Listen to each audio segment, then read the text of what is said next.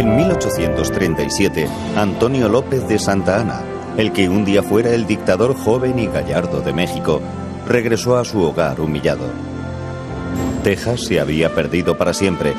El ejército mexicano estaba deshecho y desmoralizado. La derrota infligida por los rebeldes de Sam Houston había supuesto un golpe muy doloroso para el orgullo de la nación. Culpado y despreciado por sus conciudadanos por la pérdida de Texas, el ambicioso Santa Anna esperó una oportunidad para redimir su nombre.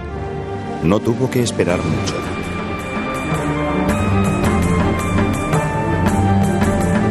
En 1838, un barco de guerra francés abrió fuego en el viejo puerto español de Veracruz. El ataque repentino era la respuesta al trato que habían sufrido los intereses nacionales franceses durante la Guerra Civil Mexicana. El gobierno francés exigía compensaciones por las propiedades francesas destruidas. Los mexicanos se burlaron de las reclamaciones y las llamaron Guerra de los Pasteles. Bueno, la Guerra de los Pasteles fue un acontecimiento que uno podría... Bueno, fue un pretexto en realidad que usó el gobierno francés para poder invadir México, ¿no? Fueron reclamaciones personales de un grupo de franceses que se sintieron afectados en sus bienes y que reclamaron, y esas reclamaciones no fueron atendidas debidamente por el gobierno mexicano, que, como decía yo, siempre estaba pues con grandes dificultades económicas. Se le ha llamado pues un poco chuscamente la Guerra de los Pasteles, porque uno de los que... Los mexicanos quedaron sorprendidos por la facilidad con que los franceses se habían apoderado de Veracruz. Santa Anna, viendo una oportunidad de redención, acudió allí rápidamente y tomó el mando de las fuerzas mexicanas. Cuando se produjo la invasión francesa, Santa Anna, que estaba temporalmente retirado, ofreció sus servicios al gobierno para luchar contra los franceses. Tenía fama de ser un militar competente, así que aceptaron sus servicios. Cuando Santa Anna se dirigía al puerto del que estaba a punto de partir la flota francesa, un barco disparó contra los mexicanos desde la distancia. Santa Anna cayó del caballo. Había perdido la pierna de rodilla para abajo. Durante sus enfrentamientos con los franceses tuvo la fortuna de toparse con una bala de cañón que se llevó por delante la mitad de su pierna.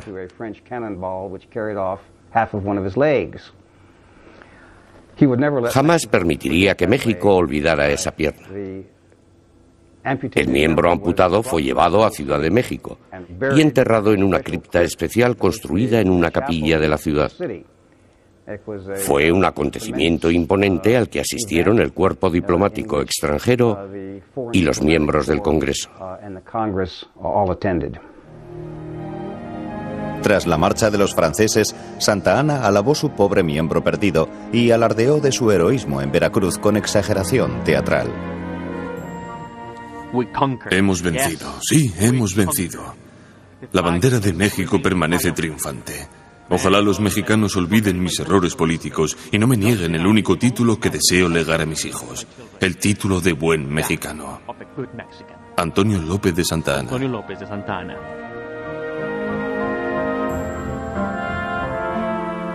Olvidada la humillante pérdida de Texas, Santa Anna se vio catapultado de nuevo hacia la presidencia.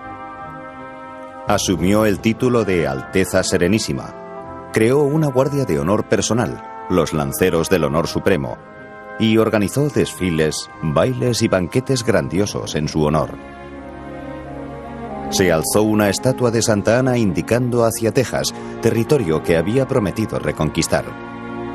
Hizo construir uno de los teatros más grandes del mundo, al que llamaron con acierto el Gran Teatro de Santa Anna.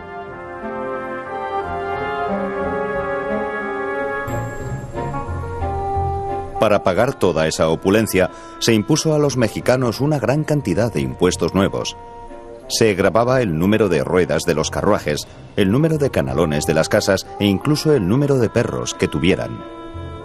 Pues vemos que los impuestos, todas las medidas hacendarias que se tomaron, pues eran tremendas. La gente estaba absolutamente indignada porque día tras día había un nuevo impuesto, ¿no? Que para pagar la policía, que porque tienes una ventana, que porque tienes un coche, etcétera. Entonces eran realmente impuestos excesivos.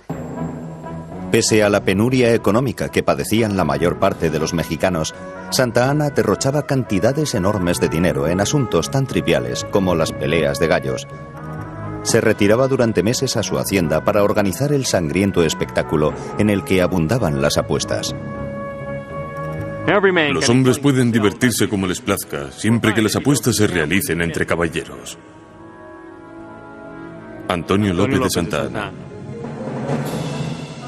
Además de jugador, Santa Anna era un mujeriego empedernido con decenas de amantes e hijos ilegítimos. Aunque los mexicanos pasaban generalmente por alto sus amoríos, en 1844 Santa Anna fue demasiado lejos cuando se casó con María Dolores Tosta, de 15 años. El pueblo estaba indignado. A Hollywood le costaría crear un general más jactancioso que Santa Anna. Era todo un personaje, no solo en el campo de batalla, sino también en su vida personal. Iba con frecuencia a las peleas de gallos y alternaba con matones, delincuentes y la gente de mala reputación que acudía a ellas.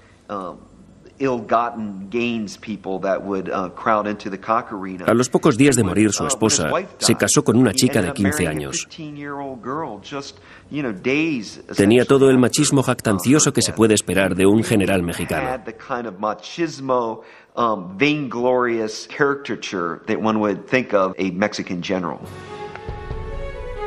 Los enemigos políticos de Santa Anna pidieron que dimitiera.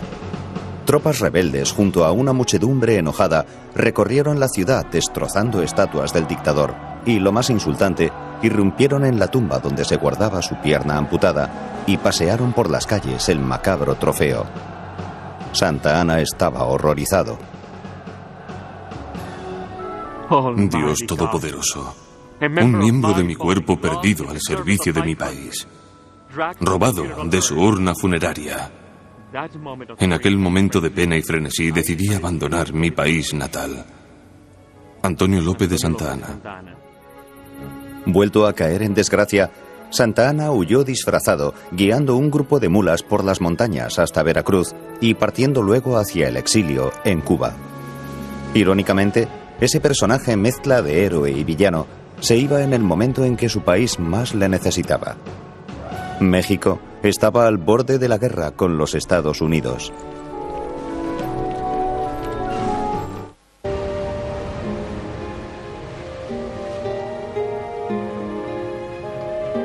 En 1844, Santa Anna se vio obligado a partir al exilio justo cuando James K. Polk era elegido presidente de los Estados Unidos, prometiendo categoría de Estado a Texas. Polk creía en el destino manifiesto, una república americana desde el Atlántico hasta el Pacífico. Norteamérica estaba floreciendo. En el sur, las plantaciones de algodón prosperaban gracias a los esclavos, mientras en el norte, las fábricas ponían en marcha la revolución industrial norteamericana. Las líneas férreas unían el continente y la nación se expandía cada vez más hacia el oeste. Norteamérica estaba hambrienta de nuevos territorios. En 1845, el presidente Polk se anexionó formalmente la República de Texas. El gobierno mexicano estaba furioso. Se rompieron las relaciones diplomáticas con los Estados Unidos. El escenario para la guerra estaba dispuesto. Porque evidentemente México no podía aceptar que una parte de su territorio se anexara a otro país.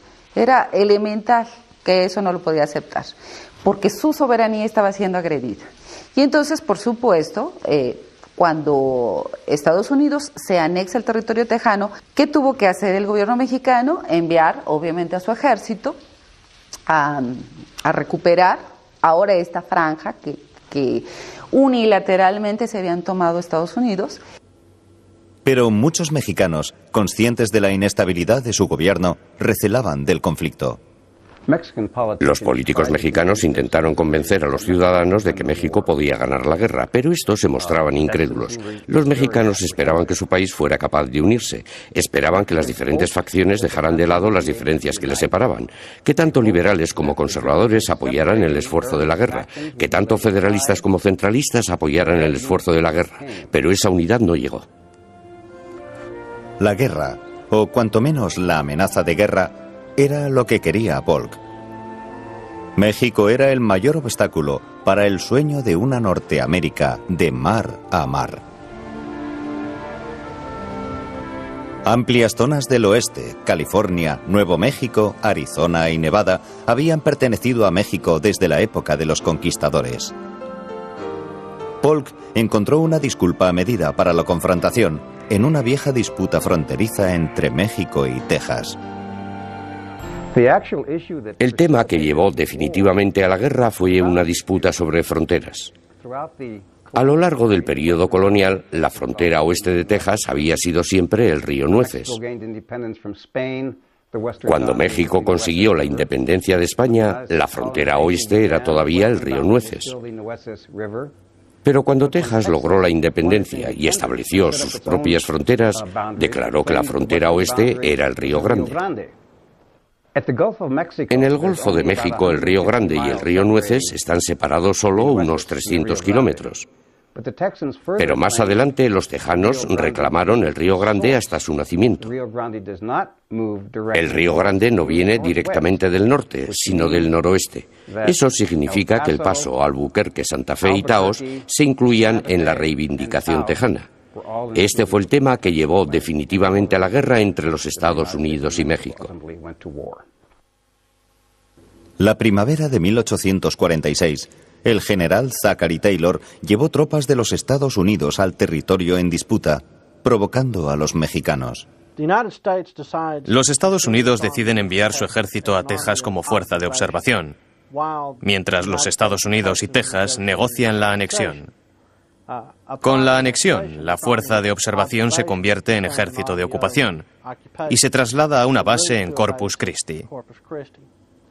A raíz de eso, México afirma que la anexión de Texas equivale a una declaración de guerra. Se ordena al ejército de ocupación que cruce el río Nueces.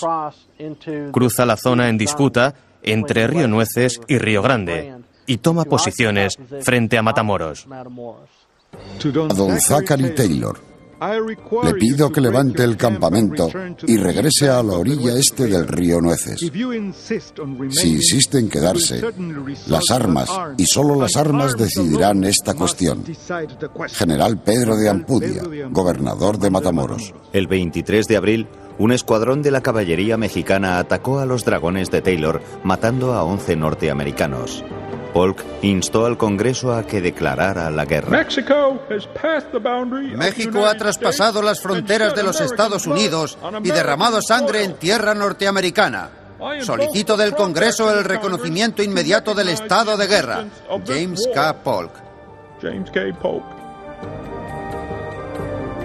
Al conocer la noticia de la guerra con México, los norteamericanos acudieron en masa a las oficinas de reclutamiento. Pero la decisión no fue bien recibida por los abolicionistas, que se oponían a la anexión de Texas, alegando que sería añadir otro estado esclavista. Había bastante oposición a la guerra en los Estados Unidos. Incluso en el Congreso de los Estados Unidos, cuando el presidente Polk se presentó ante el Congreso solicitando la declaración de guerra e indicando que se había derramado sangre norteamericana en suelo norteamericano, refiriéndose al territorio en disputa entre los dos países. Esa afirmación no fue bien recibida en el Congreso. Fue mal recibida, sobre todo, por un senador novato de Illinois, que dijo que el presidente estaría más cerca de la verdad si dijera que se había derramado sangre en un territorio en disputa entre México y los Estados Unidos. Dicha observación la hizo Abraham Lincoln.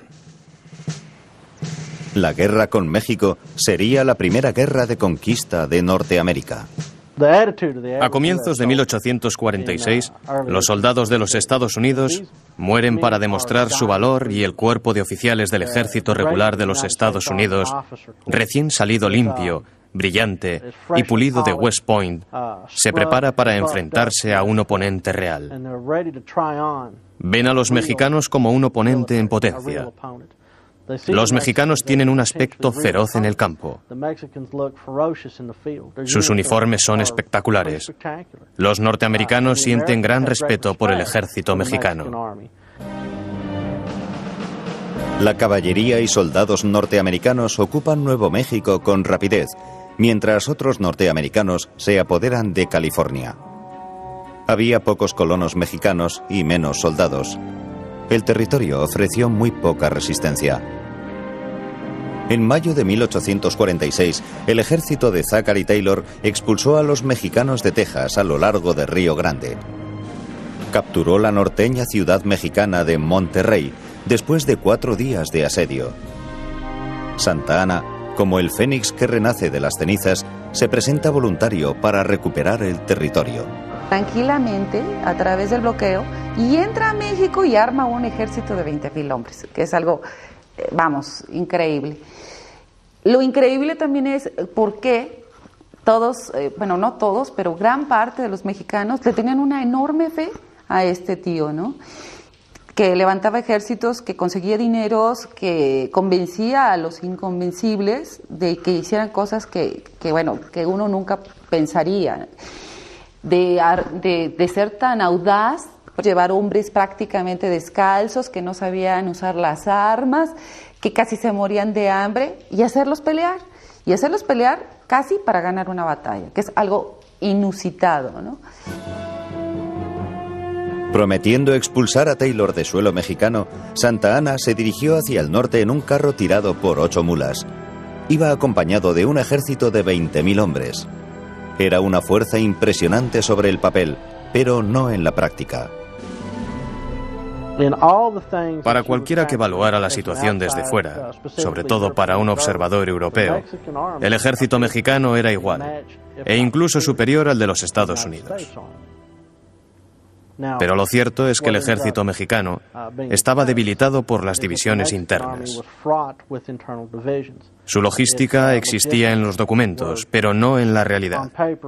Su servicio de intendencia estaba formado fundamentalmente por soldaderas, esposas y novias de los soldados que seguían al ejército y cocinaban para los soldados. El servicio médico distaba mucho de ser el adecuado. Hubo varios temas que se pusieron de manifiesto en la guerra entre los Estados Unidos y México, una serie de debilidades que iban a resultar desastrosas para el ejército mexicano.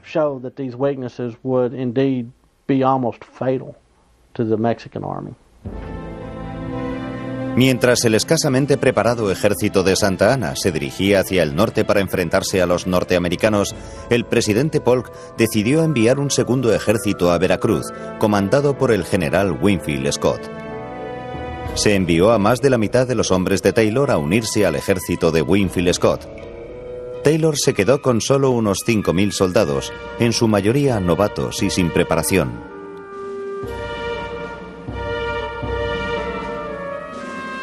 Santa Anna, lleno de confianza en sí mismo, ofreció a Zachary Taylor la oportunidad de rendirse.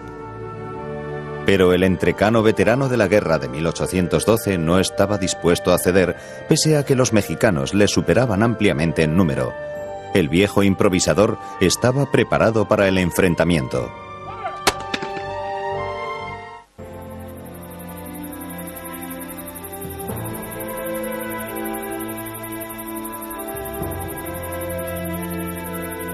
Una mañana fría y con niebla, el 23 de febrero de 1847, el ejército de Santa Anna se preparó para expulsar de México a los invasores norteamericanos. Zachary Taylor esperaba en Buenavista con un ejército al que los mexicanos triplicaban en número y formado por reclutas sin experiencia. Después de recibir la bendición de los sacerdotes, el ejército de Santa Anna atacó. Para los inexpertos voluntarios norteamericanos, la carga de los mexicanos fue una visión aterradora. Fue un momento terrible enfrentarse a aquellos veteranos con sus uniformes chillones y estandartes llamativos. Habíamos disparado unas 21 veces cuando oí que alguien decía «¡Se retiran!». Vi que el ala derecha se había ido y la izquierda comenzaba a hacerlo. La retirada era general. El ejército que había avanzado con rapidez hacia nosotros. Soldado raso B.F. Scribner, segundo de voluntarios de Indiana. Al principio, los voluntarios de Taylor retrocedieron ante el ataque mexicano. Parecía que Santa Anna tenía una gran victoria a su alcance.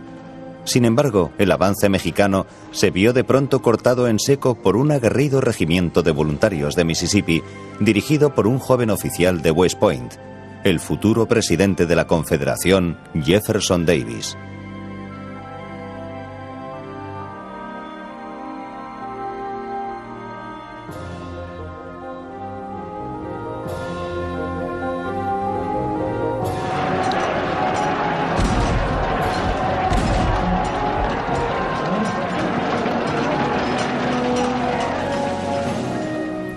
Los hombres de Taylor pasaron la noche nerviosos en el campo de batalla, esperando enfrentarse de nuevo a los mexicanos la mañana siguiente.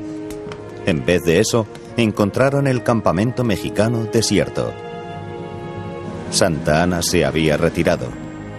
En esa batalla los mexicanos estuvieron a punto de ganar y nunca quedó muy claro por qué Santa Anna, cuando está a punto de lograr el triunfo en la Angostura, se retira. Y debo decir que las bajas que sufrió nuestro ejército fueron mucho mayores en la retirada, es decir, en el regreso hacia la Ciudad de México, que en la propia batalla. Porque los hombres se morían en el camino por falta de alimento, por falta de agua, etc. Entonces fue una batalla sumamente costosa en términos humanos, pero más que por la batalla misma, por la retirada que... México había sufrido una derrota humillante y Norteamérica había ganado nuevos héroes. Buenavista creó dos presidentes norteamericanos. Zachary Taylor ganó una batalla contra todo pronóstico y posteriormente utilizó este logro en la campaña política que acabaría por llevarlo a la Casa Blanca. Otro oficial voluntario, Jefferson Davis, que mandaba a los hombres de Mississippi, también usó Buenavista para triunfar en la política después de la Guerra de México. Santa Anna, que llevaba unos pocos cañones y banderas capturados al enemigo, intentó proclamar una gran victoria mientras se retiraba. Pero sus hombres, cansados y hambrientos, y sintiendo que Santa Anna les había robado una victoria que se merecían, desertaron a miles. De los 20.000 que partieron hacia Buenavista, regresaron menos de 10.000.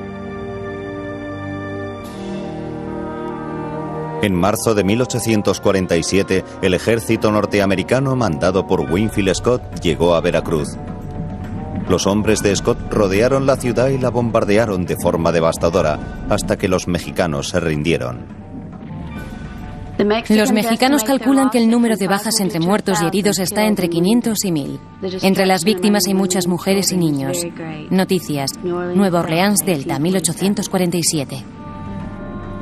Pudo capturar Veracruz porque tenía mayor potencia de fuego y supo cómo utilizarla. Las batallas que se habían luchado hasta entonces eran batallas pequeñas, libradas lejos de los núcleos de población mexicanos. El ejército de los Estados Unidos se encontraba por primera vez en el centro de México, cerca de ciudades densamente pobladas. Dejando atrás una Veracruz devastada, el ejército de Scott partió hacia Ciudad de México, siguiendo la misma ruta que Cortés. Al haber pocos mapas de la región, los oficiales de Scott usaron como guía un relato sobre la conquista española. Justo antes de la guerra con México, se había publicado un éxito de ventas. Era un grupo de 3 volúmenes que hablaban de la conquista de México por Cortés. Muchos oficiales del ejército consiguieron copias de los mismos y los llevaron con ellos a México. Los leían casi como si fueran manuales. Santa Anna eligió una zona escarpada en Cerro Gordo para enfrentarse al ejército de Scott, fanfarroneando de que ni un conejo podría atravesar el laberinto de barrancos y terreno agreste que rodeaba las posiciones mexicanas. Pero Santa Anna no había contado con un joven capitán norteamericano destinado para la gloria. Los norteamericanos estaban buscando una salida. Entre los norteamericanos había oficiales que dejarían huella en la historia de Norteamérica. Topógrafos como Robert E. Lee buscaron un camino por el flanco de la bien situada posición mexicana y avanzaron con gran rapidez. Cuando esto sucedió, el ejército mexicano se desintegró. Superado en Cerro Gordo por la maniobra de Lee y atacado por la retaguardia, el ampuloso Santa Anna huyó, dejando atrás a la mayor parte de su ejército, su carruaje dorado e incluso su pierna de madera. En septiembre de 1847, lo único que se interponía entre el ejército de Scott y la capital era la Academia Militar Mexicana de Chapultepec. La mañana del 13 de septiembre, las fuerzas norteamericanas, incluyendo 40 marines de los Estados Unidos, asaltaron las murallas del castillo, penetrando en la legendaria residencia Moctezuma. Entre los defensores mexicanos había cadetes jóvenes de la academia que lucharon y murieron con gran honor. Algunos muchachos prefirieron incluso suicidarse antes que rendirse. Uno de ellos se envolvió en una bandera mexicana y saltó hacia la muerte desde las murallas del castillo. Sí, efectivamente existieron 6 niños héroes y se les recuerda porque fueron los 6 únicos cadetes que estaban en el colegio militar y que murieron. Y murieron defendiendo la posición. Lo cierto es que había ciento y tantos cadetes ahí en Chapultepec, y de esos ciento y tantos son 6, estos reconocidísimos 6, los que sí entran a combate. En las fuentes de la época se habla de que son los últimos que resisten en Chapultepec. Tras la caída de la Academia Militar, las fuerzas norteamericanas, ensangrentadas y cansadas por la batalla, entraron en la Plaza Nacional. La guerra prácticamente había terminado. Scott, con un ejército de apenas 10.000 hombres, había derrotado a un país de 7,5 millones de habitantes, si bien es cierto que la población había mostrado poco entusiasmo por la lucha. Se echa de menos por toda la República el ardor patriótico del pueblo que se levanta en masa a defender sus hogares. Nada indicaba el hecho de que la nación mantenía una guerra justa contra invasores extranjeros. Manuel Balbontín. Era difícil que hubiera un alzamiento popular en contra de los norteamericanos, porque muchos campesinos mexicanos no estaban seguros de quién era exactamente el enemigo. No estaban seguros de que derrotando a los norteamericanos fueran a mejorar sus condiciones de vida. Pensaban, dejemos que estos tipos, los políticos norteamericanos y los políticos mexicanos, que jamás han mostrado verdadero interés por nuestro bienestar, se líen a mamporros.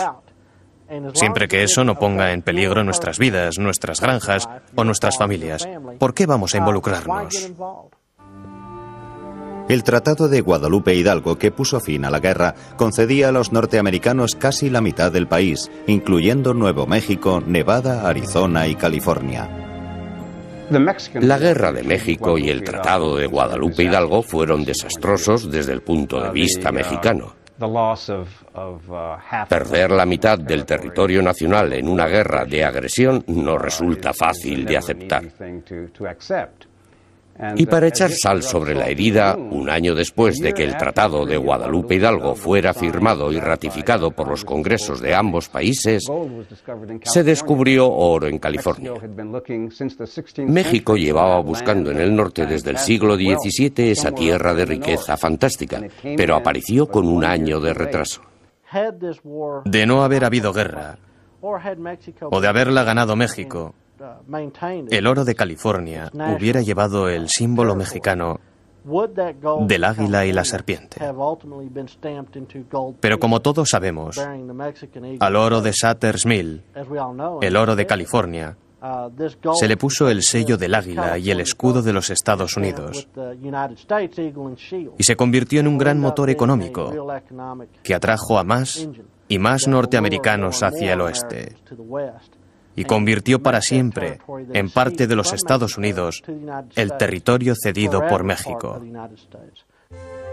De manera sorprendente, si tenemos en cuenta esta derrota humillante, el persuasivo Santa Anna regresó al poder en 1853, pero fue apartado definitivamente de él al año siguiente, cuando el envejecido dictador indignó una vez más a los mexicanos, vendiendo a California del Sur a los norteamericanos por $10 millones en metálico.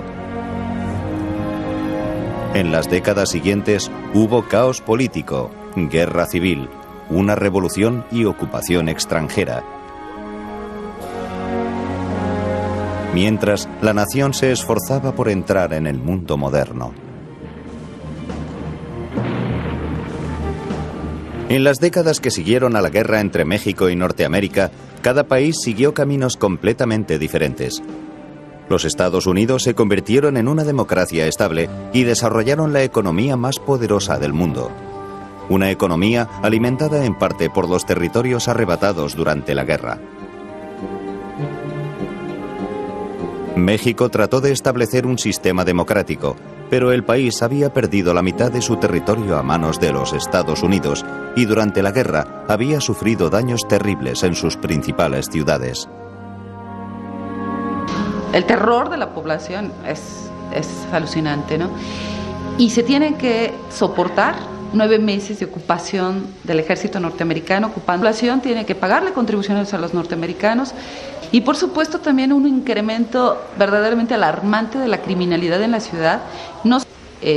Los testimonios de la época, o por lo menos las notas, la correspondencia, etcétera, dan cuenta de este enorme dolor de la gente. Es decir, todo amenazaba con que este país se desmoronaba, se desintegraba.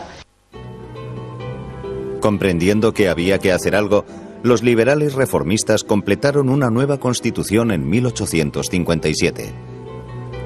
La constitución pedía el fin del feudalismo, más derechos políticos para los indios y la reducción del poder de la Iglesia. Los conservadores se sublevaron y México se sumió una vez más en el caos. Durante 3 años, las guerrillas, apoyadas por reaccionarios y líderes de la Iglesia, intentaron anular las reformas. Pero fueron los liberales reformistas de las zonas rurales quienes prevalecieron. En junio de 1861 entraba en Ciudad de México el primer gobernante de sangre india que dirigía México en 350 años. Huérfano desde los 3 años, Benito Juárez creció en una aislada aldea indígena. A los 12 años no sabía leer ni hablar español, pero estaba decidido a conseguir una vida mejor. Abandonó la choza de adobe de la aldea y caminó los casi 70 kilómetros que le separaban de la capital de la provincia. A los 18 años ya había comenzado a ejercer la abogacía y a hacer escarceos en la política. 3 décadas después se convirtió en el primer presidente indio de México.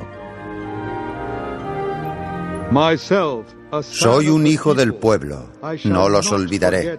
Todo lo contrario, les proporcionaré educación y me ocuparé de que se desarrollen y se labren un futuro. Benito Juárez. Con el ascenso de Benito Juárez, los grupos conservadores se vieron gravemente amenazados y al borde de la destrucción. Juárez quería establecer una democracia liberal moderna, un gobierno liberal que separara los poderes de la Iglesia y del Estado, y que permitiera, por así decirlo, gobernar al pueblo. Eso iba a afectar a los derechos de los militares, a los derechos institucionalizados de los militares y de la Iglesia, e iba a perjudicar a muchos terratenientes.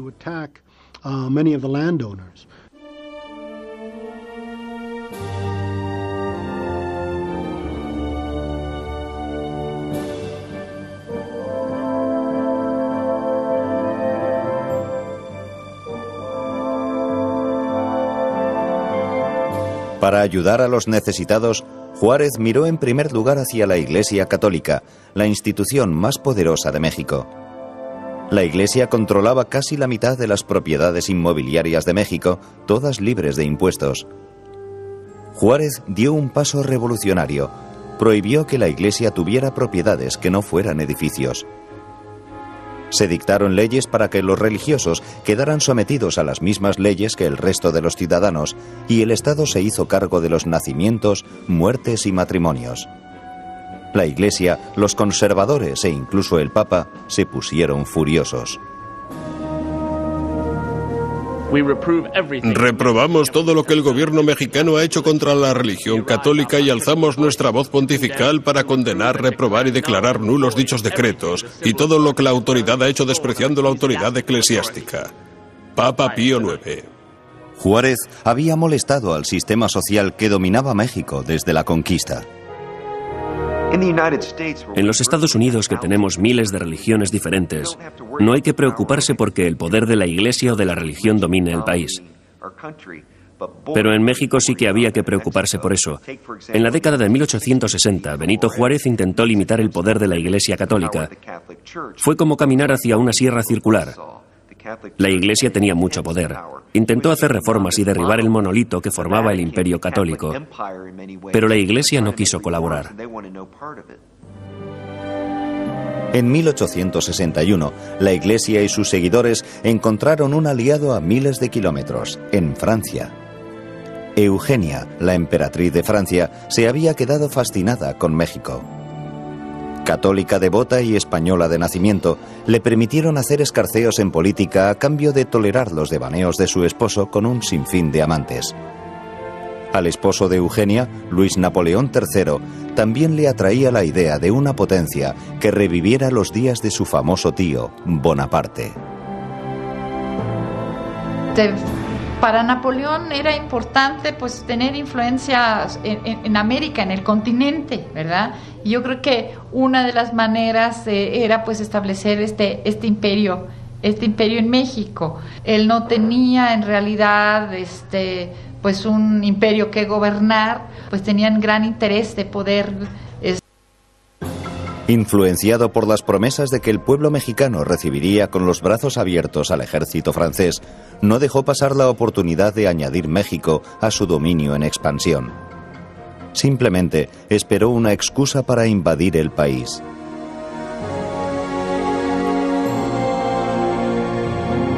En 1861, Benito Juárez, acuciado por deudas asombrosas, suspendió durante 2 años los pagos de los créditos internacionales de México.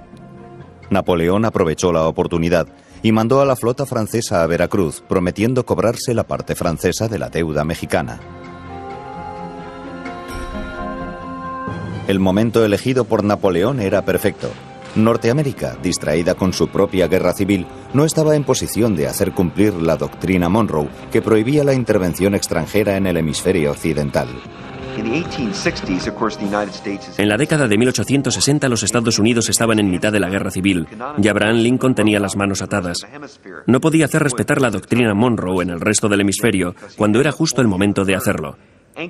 Napoleón III estaba ansioso por conseguir fama, haciendo que Francia controlara México y ejerciendo una gran influencia sobre Iberoamérica. No podíamos ocuparnos de detener a Napoleón III. Estábamos demasiado ocupados luchando el norte contra el sur para preocuparnos de lo que pasaba en México.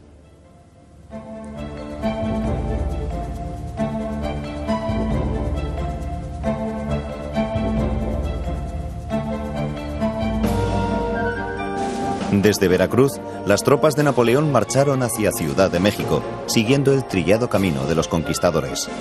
Pero el camino hacia la capital no resultó fácil. El 5 de mayo de 1862, en una ciudad llamada Puebla, se vieron parados en seco por un joven general del ejército mexicano llamado Porfirio Díaz. Una batalla heroica recordada por la historia como 5 de mayo. Porfirio Díaz era un general que se había hecho a sí mismo. No tenía entrenamiento militar formal, era un autodidacta. Logró fama nacional en 1862 cuando se enfrentó en una batalla a los franceses. La victoria de Díaz pasó a convertirse en fiesta nacional. Se celebra en México y también en algunas partes de los Estados Unidos, donde la población hispana es abundante. Pese al heroísmo de los mexicanos, Puebla acabó por caer tras 2 meses de asedio. El ejército de Napoleón marchó triunfal hacia Ciudad de México. Aunque el ejército mexicano huyó de la ciudad, Juárez no se rindió. Mexicanos, si intentan humillar a México, desmembrar su territorio, acabar con nuestra nacionalidad, apelo a vuestro patriotismo para defender nuestra patria. Benito Juárez. Pese a las valientes palabras de Juárez, Napoleón controló la capital y declaró México una monarquía católica, nombrando al archiduque de Austria, Maximiliano, de 32 años, para que la gobernara. Maximiliano aceptó el trono con la bendición del Papa y partió hacia México con su joven esposa Charlotte, hija del rey de Bélgica. La joven emperatriz, con la esperanza de complacer a sus nuevos súbditos, hasta cambió su nombre por el español Carlota.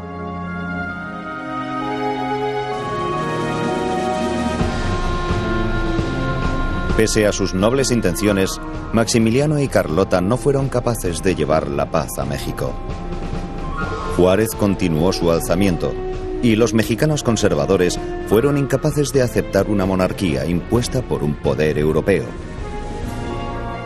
A los 2 años, Napoleón comenzó a cansarse de su mal concebida aventura mexicana. Maximiliano se quedó solo. El imperio francés en las Américas estaba a punto de desmoronarse como un castillo de naipes. En la primavera de 1865, la guerrilla de Benito Juárez se iba haciendo cada día más fuerte, aprovisionada de armas por los Estados Unidos.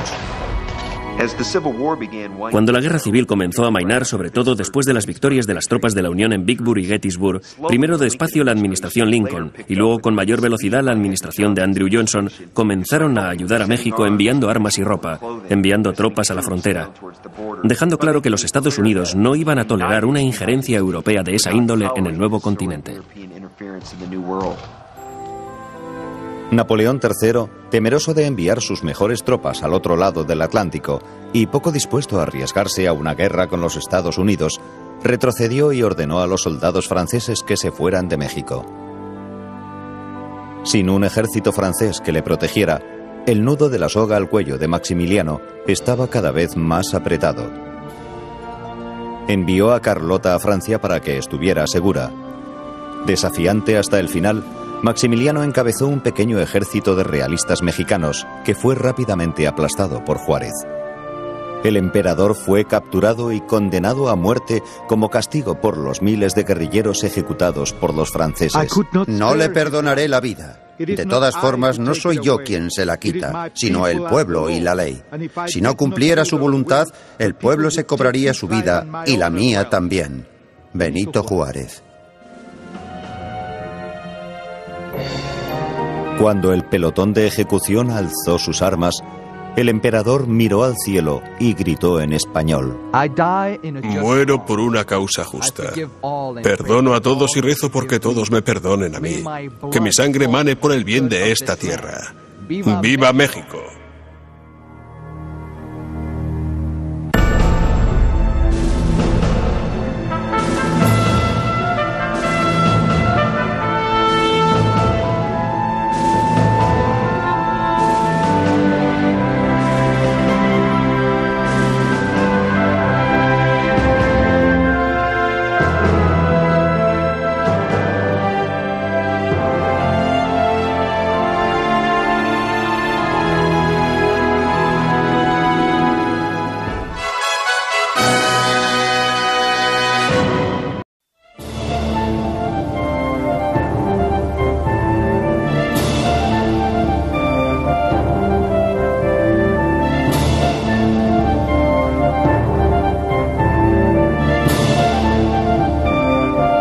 En 1837, Antonio López de Santa Anna, el que un día fuera el dictador joven y gallardo de México, regresó a su hogar humillado. Texas se había perdido para siempre. El ejército mexicano estaba deshecho y desmoralizado. La derrota infligida por los rebeldes de Sam Houston había supuesto un golpe muy doloroso para el orgullo de la nación. Culpado y despreciado por sus conciudadanos por la pérdida de Texas, el ambicioso Santa Anna esperó una oportunidad para redimir su nombre. No tuvo que esperar mucho.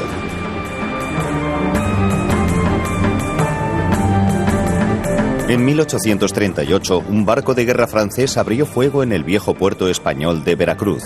El ataque repentino era la respuesta al trato que habían sufrido los intereses nacionales franceses durante la Guerra Civil Mexicana. El gobierno francés exigía compensaciones por las propiedades francesas destruidas. Los mexicanos se burlaron de las reclamaciones y las llamaron Guerra de los Pasteles. Bueno, la Guerra de los Pasteles fue un acontecimiento que uno podría... Bueno, fue un pretexto en realidad que usó el gobierno francés para poder invadir México, ¿no?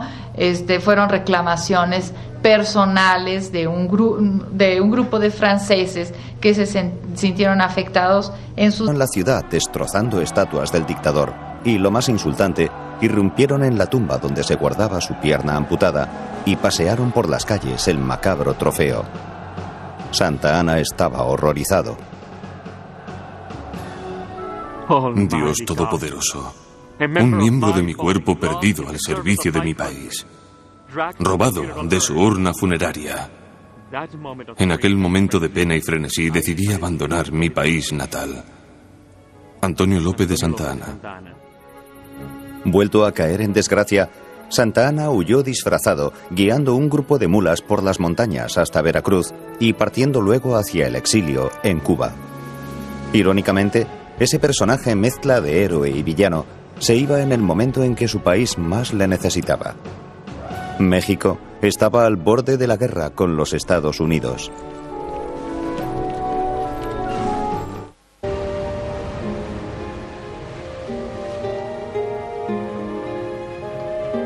En 1844, Santa Anna se vio obligado a partir al exilio justo cuando James K. Polk era elegido presidente de los Estados Unidos, prometiendo categoría de estado a Texas. Polk creía en el destino manifiesto, una república americana desde el Atlántico hasta el Pacífico. Norteamérica estaba floreciendo. En el sur, las plantaciones de algodón prosperaban gracias a los esclavos. Mientras en el norte, las fábricas ponían en marcha la revolución industrial norteamericana. Las líneas férreas unían. Pese a la penuria económica que padecían la mayor parte de los mexicanos, Santa Anna derrochaba cantidades enormes de dinero en asuntos tan triviales como las peleas de gallos. Se retiraba durante meses a su hacienda para organizar el sangriento espectáculo en el que abundaban las apuestas. Los hombres pueden divertirse como les plazca, siempre que las apuestas se realicen entre caballeros. Antonio López de Santa Anna.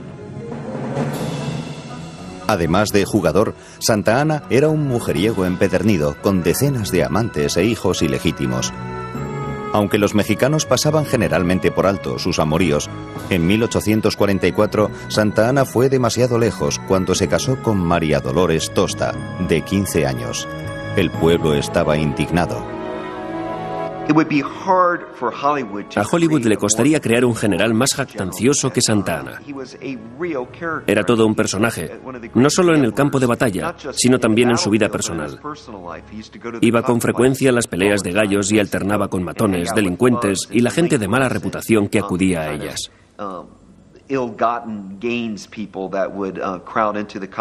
A los pocos días de morir su esposa, se casó con una chica de 15 años. Tenía todo el machismo jactancioso que se puede esperar de un general mexicano.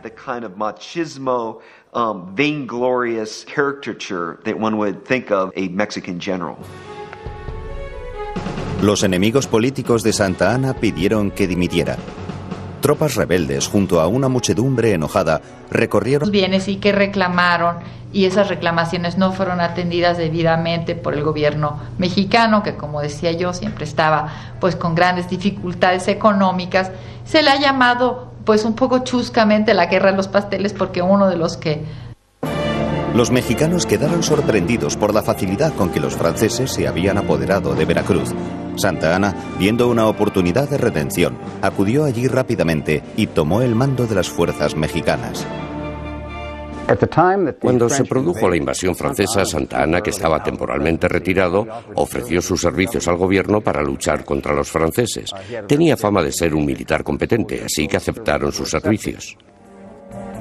Cuando Santa Anna se dirigía al puerto del que estaba a punto de partir la flota francesa, un barco disparó contra los mexicanos desde la distancia. Santa Anna cayó del caballo. Había perdido la pierna de rodilla para abajo. Durante sus enfrentamientos con los franceses tuvo la fortuna de toparse con una bala de cañón que se llevó por delante la mitad de su pierna.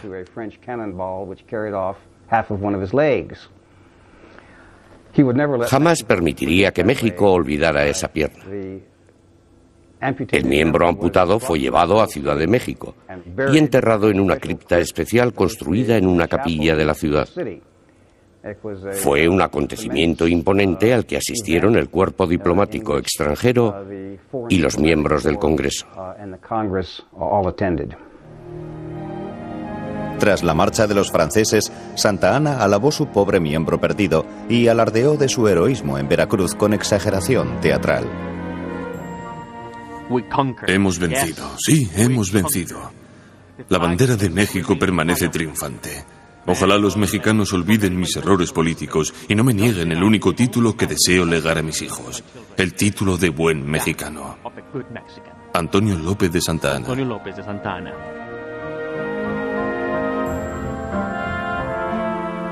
Olvidada la humillante pérdida de Texas, Santa Anna se vio catapultado de nuevo hacia la presidencia.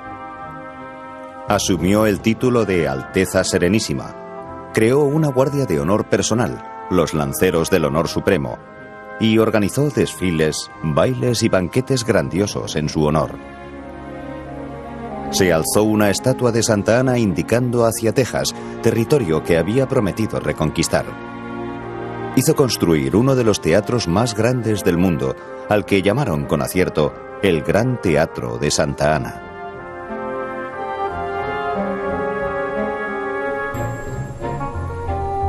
Para pagar toda esa opulencia, se impuso a los mexicanos una gran cantidad de impuestos nuevos.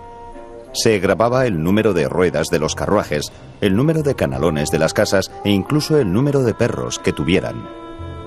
Pues vemos que los impuestos, todas las medidas hacendarias que se tomaron, pues eran tremendas. La gente estaba absolutamente indignada porque día tras día había un nuevo impuesto, ¿no? Que para pagar la policía, que porque tienes una ventana, que porque tienes un coche, etcétera. Entonces eran realmente impuestos excesivos.